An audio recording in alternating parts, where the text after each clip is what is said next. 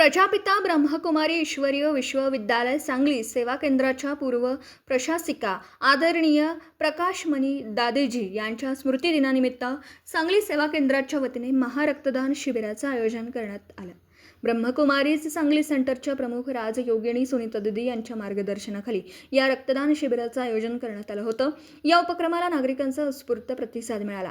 कार्यक्रमास आमदार सुधीरदादा गाडगीळ, सांगली जिल्हा पोलीस प्रमुख तुषार दौशी, डॉक्टर कल्लोळी, डॉक्टर अरुणा बाबर, सौ गायत्री सुतार यांच्यासह ब्रह्मकुमारीज सांगली सेवा केंद्राच्या माधुरी दिदी, निवेदिता दिदी, अरुणा दिदी, जयश्री दिदी, वर्षा दिदी तसेच विविध क्षेत्रातील मान्यवर उपस्थित होते. प्रकाशमणी दादेजी यांच्या सेवाभावी कार्याला अभिवादन करण्यासोबतच रक्तदानाच्या माध्यमातून समाजसेवेचा संदेश देण्याचा हा उपक्रम असल्याचं आयोजकांनी सांगितलं.